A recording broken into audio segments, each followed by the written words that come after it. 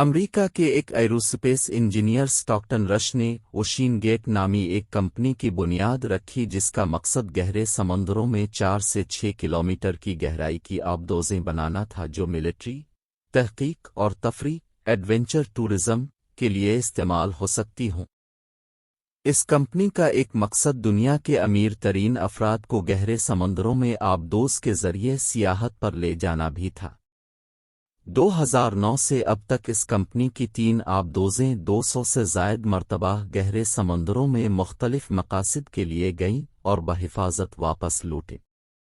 इस हवाले से एक अहम आबदोज जिसका चर्चा आजकल दुनिया भर में हो रहा है वो टाइटन थी, जिसे कंपनी के मुताबिक ज़ेरे समंदर 4 किलोमीटर की गहराई तक जाने के लिए बनाया गया था।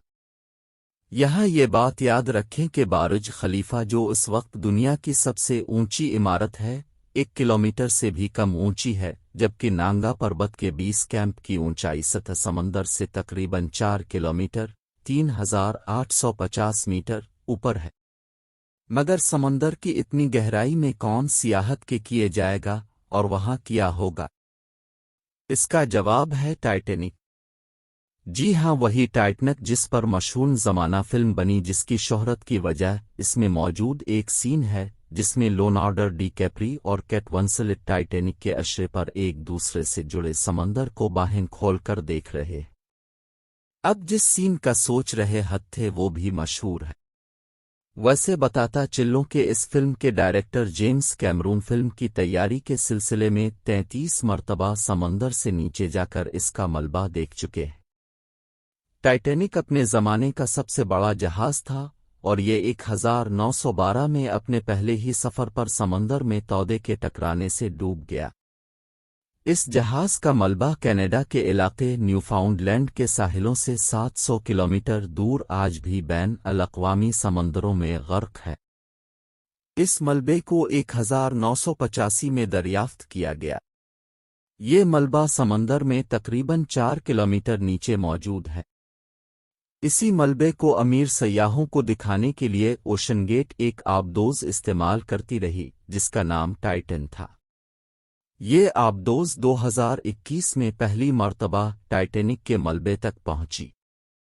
इस ट्रिप पर एक आदमी का टिकट $2,50,000 था। $1 आजकल 288 रुपये पर फिर रहा ये। खैर, दूसरी मर्तबा ये 2022 में टाइटैनिक के मलबे तक सयाहों को बहिफाजत लेकर गई और अब तीसरी मर्तबा 18 जून बरोज़ इतवार को ये 5 सयाहों को समंदर में गर्क टाइटैनिक का मलबा दिखाने ले जा रही थी कि इसका राब्ता समंदर की सतह पर मौजूद अपनी मुआविन कश्तियों से सफ़र के आगाज़ के 1 घंटा और 45 मिनट बाद मुनक़ते हो गया, जिसके बाद पूरी दुनिया में इसकी खबर फैल गई और उसकी तलाश के लिए कोशिशें होने लगीं। याद रहे कि इस आबदोज पर 96 घंटे जिंदा रहने के लिए ऑक्सीजन मौजूद थी, लिहाजा ये इनहद थी कि अगर इस आबदोज को कोई हादसा पेश नहीं आया और इसका राब्ता मुनक़ते हुआ है तो उसे बचाया जा सकता है। टाइटन हर पहली मर्तबा जाने वाले एक जर्मन सय्याह आर्थर लूबेल कहते हैं कि ये आबदोज मुकम्मल तौर पर महफूज नहीं थी। अपने सफ़र को याद करते हुए वो बताते हैं कि सफ़र के दौरान 1000 मीटर के बाद आबदोज के बैटरी सिस्टम आबदोज बिजली से चलती थी में कुछ मसाइल पैदा हुए, ताहम बालाखिर ये आबदोज टाइटैनिक के मलबे तक पहुंचने में कामयाब हो गए और उन्होंने वहां 3 घंटे इसकी वाहिद खिड़की और उस पर मौजूद कैमरों की मदद से मलबा देखा और फिर बहिफाजत लौटे। अलबत्ता वो ये याद करते हैं कि आबदोज में दर्जा हरारत कमोबेश 4 डिग्री सेंटीग्रेड था। ये छोटी सी आबदोज थी जिसमें 4 से 5 अफराद एक दूसरे से जड़कर ही बैठ सकते थे।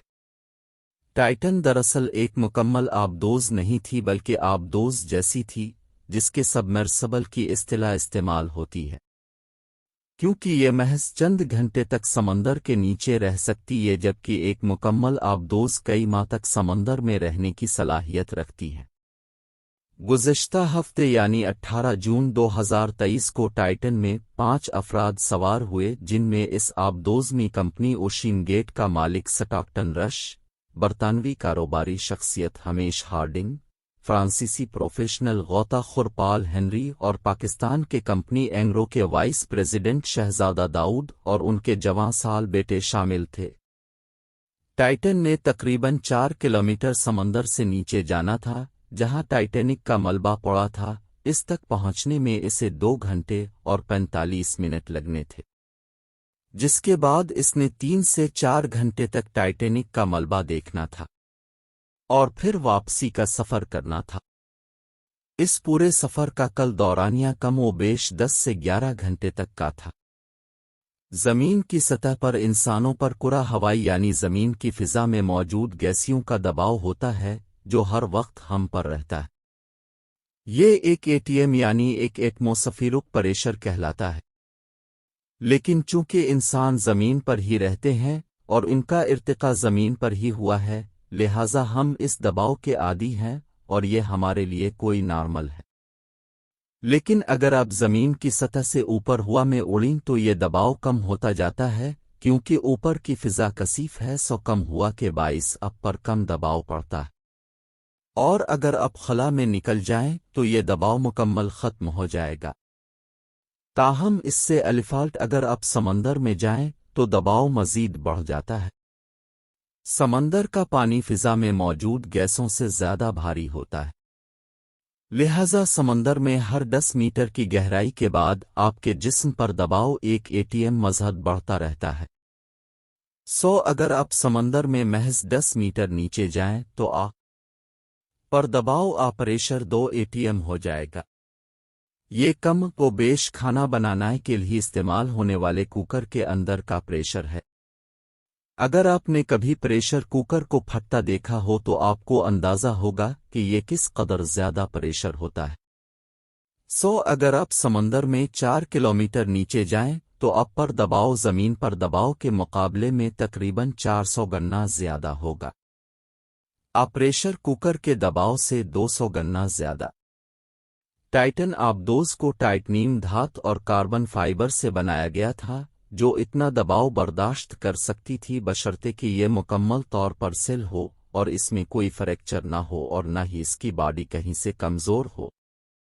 اگر ایسا ہو تو ایسی صورت میں نیچے جاتے ہوئے پانی کا دباؤ بڑھنے کے باعث اس کے کسی کمزور حصے پر پڑے گا، اس مکمل طور پر پچک دے گا، اور بدقسمتی سے ایسا ہی ہوا۔ 5 روز تک اس آبدوز کو گہرے سمندروں میں کشتیوں اور روبوٹس اور سمندری ڈرونز کی مدد سے تلاش کیا جاتا رہا، اور کل اس کے ملبے کا کچھ حصہ ٹائٹنک جہاز کے ملبے سے چند 100 میٹر کے فاصلے پر ملا۔ اب تک کی اطلاعات کے مطابق اس آبدوز میں ممکنہ طور پر لیک فریکچر آیا جس کے باعث اس پر پانی کا دباؤ پڑا اور یہ باہر سے پڑنے والے اس شدید دباؤ سے چند ملی سیکنڈز میں ہی پچک گئے۔ یہ اتنا قلیل وقت ہے کہ اس میں آبدوز میں موجود انسانوں کا دماغ موت کو محسوس ہی نہ کر سکا ہوگا، اور دیکھتے ہی دیکھتے ان کا مکمل جسم پچک کر پاش پاش ہو گیا ہوگا۔ اس آبدوز کے تلاش میں امریکہ، کینیڈا اور فرانس تینوں ممالک کی بحریہ اور سیکیو ٹیمیں شامل تھیں، اور 5 روز تک اس کی تلاش پر تقریباً $65 لاکھ سے زائد کا خرچ آیا۔ حادثے کے بعد بین الاقوامی تنظیمیں اور بحری سفر میں حفاظت کے لیے قائم ادارے اس بات پر زور دے رہے ہیں کہ کمرشل آبدوزوں کو محفوظ بنانے کے لیے مکمل ضابطہ کار قوانین اور سرٹیفیکیشن وضع کی جائے تاکہ آئندہ ایسے ممکنہ حادثات سے بچا جا سکے۔